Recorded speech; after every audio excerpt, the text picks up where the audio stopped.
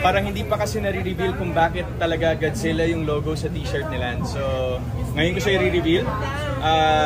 Alam na natin na si Godzilla is wrecker of cities, di ba? Mga napapanood natin this past sa mga movies niya, lagi siyang ganun, the destroyer. So kaya suit ni Lance yun. Ang analogy nun is parang siya yung sisira sa buhay ni Justin. Pero siya nga ba? And ano pa bang mas malaking horror sa buhay natin kundi masira ang ating buhay? So this is a very deep costume pero... Welcome back mga kaaldab. Ito na naman po ang inyong lingkod, si Mr. Destiny. At magbibigay lang po tayo ng pinakamainit na update po ngayon sa social media. Ebidensya na naman po at resibo mga kaaldab na paunti-unti na nga pong naglalabasan ang mga resibo na magpapatunay nga po mga kaaldab na wala po talaga si Congressman Spotted o hindi po talaga magkasama si Mengay at si Congressman Spotted. Bihira na nga lang po magbigay ng update, laging wala pa.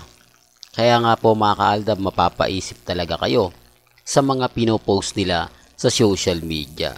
Akala nila makakakuha sila ng simpatya sa mga ginagawa nila.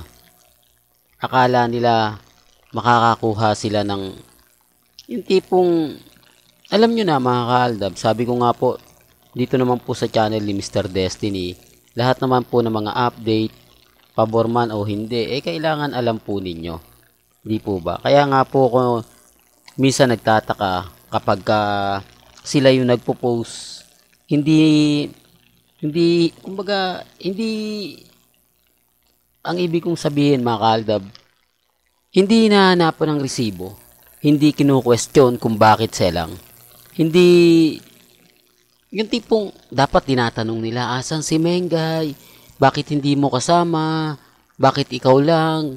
Bihira ka na nga lang mag-update, pero wala pa. Di po ba? Sinasabi ko lang po yung totoo mga kaaldab. Baka naman nasa sparkle spell si main Polker. Ano ba yan? Polker, sunupsisyon na naman yan. Mr. Destiny. Alam nyo kung makikitaan lang talaga, kung may mga ebidensya at resibo lang, ang hirap po kasing kunan si Mengay. Hindi po ito katulad ng dati na open talaga. Ultimo pagsakay niya, pag alis niya, talagang hindi mo basta-basta makikita. Yung tipong makikita mo na lang yung sasakyan niya na lumalabas. Di po ba? Sinasabi ko lang po ito para po sa kaalaman ng lahat. Sinasabi ko lang po ito para po sa mga dumadaan at bumibisita sa channel natin. Alam nyo naman po dito sa channel ni Mr. Destiny, lahat naman po ng mga gusto nyong makinig o gusto nyong mapanood, mapakinggan, chill lang, di po ba? Kaya nga po ako, kita nyo, ano man po yung mga nababasa ninyo, napapanood, napapakinggan, pagdating po sa channel ko, updated po tayo. Gaya nga po nito, alam ko maraming magre-react nito. Alam ko maraming magsasabi sa akin na, ayan na naman si Mr. Destiny, puro paasa talaga yan, wala nang ginawang ano yan, lahat na lang sinasabi niya, hindi naman totoo, di po ba? Sa totoo lang po, affected sila pag ako. Affected sila kapag hindi umaayon sa kanila, affected sila kapag may mga balita na ganito, ganyan. Sa totoo lang po mga kaaldab, kung titignan nyo, susuriin nyo, sino nga po ba mas talagang updated? Sino nga po talaga ang mas nagsasabing, kumbaga sila yung sila yung ganito, sila yung ganon. Tapos grabe pa kung makapanlait mga kaaldab, no? Real talk mga kaaldab, bakit hindi po nila matanong kung nasaan si Mengay? Tapos meron na namang birthday. Alam nyo si Mengay, ito yung katotohanan na parang clown siya. Kung saan may birthday, doon lang po siya talaga lumalabas. Doon lang po siya nakikita. Pero kung mga hindi naman kahabaan, di po ba?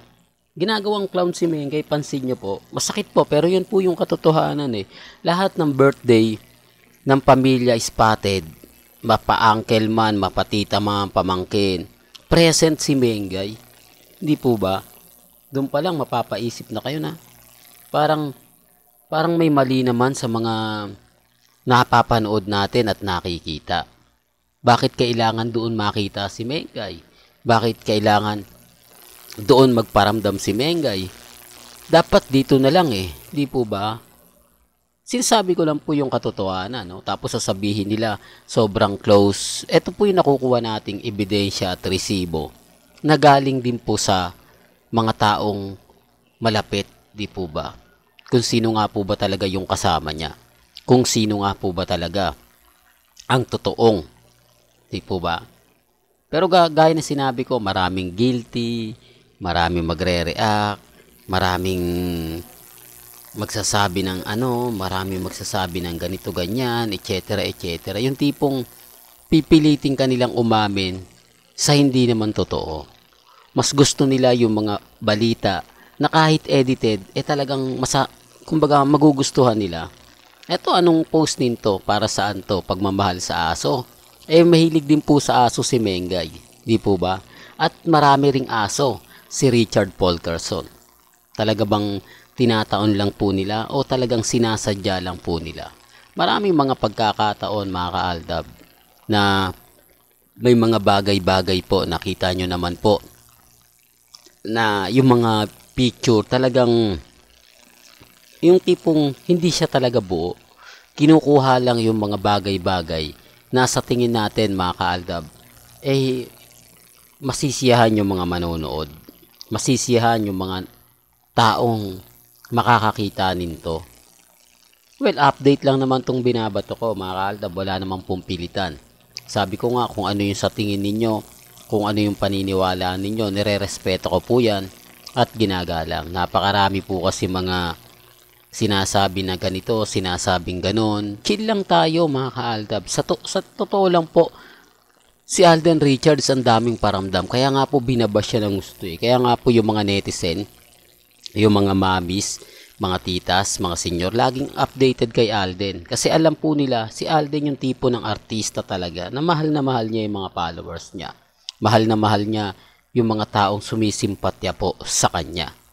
Di po ba? Ngayon, itong pinakamaganda rito, mga kaaldab, inexplain na ni Alden Richards yung Godzilla. Alam ko marami nang nakapanood din to. Alam ko, kumbaga yung iba tuwan-tuwa pag uwi, pagkatapos panoorin ng 5 breakups and a romance. Pero depende po yun. Depende kung paano mo isasabihin sa mga kaibigan mo na galit kay Alden. Paano mo ipapaliwanag sa mga basher kung bakit mo nagustuhan yung pelikula. Ang hirap po kasi unang-una, OA daw po yung mga acting. Hindi naman po nila napanood. Hindi raw mahusay umarte si Julia Montes. Hindi naman po nila napanood. Umaarte lang daw po si Direk Irene na kailangan buong buo ang, kumbaga, buong buo kang nakatutok. Hindi ka pwede muna mag-CR, hindi ka muna pwedeng pumikit. Dahil may mga eksena raw daw po na kapag pumikit ka, talagang may makakalimutan kang bagay. At eto raw po ay talagang ang laki ng pinagkaiba sa Hello, Love, Goodbye. Ang daming mga ganung senaryo, mga kaaldab, sa pelikula ni Alden. Pero sabi ko nga po, okay lang naman yan. Alam ko naman po na yung pelikula ni Alden talagang mabigat para po sa mga taong hindi tanggap. Hindi po ba? Maraming artista ang masayang-masaya ngayon. Remind ko lang po, mga producer, mga direktor, dahil sa ginagawa ni Alden, nagkaroon ng buhay ang movie industriya. Kaya yung iba, siguro magtutuloy-tuloy na rin po. Medyo hindi na po matatakot ang mga producer dahil kahit papano. Kaya lang syempre, mamimili na sila ng mga bigating artista. Mamimili na sila ng mga artistang sa tingin nila kahit magsayang sila ng pera, panalo pa rin po sila.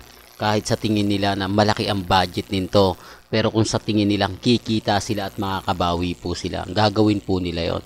Well, hanggang dito na lang po yung updates natin, mga kaaldab, ba? Kaya kung gusto nyo pa po ng pinaka-latest at sariwang update, abay tumutok lang po kayo dito sa channel ni Mr. Destiny para updated po kayo sa mga latest at sa mga bagong video po na ilalabas po natin maya-maya lang. Hanggang sa muli, salamat po sa panonood at pakikinig.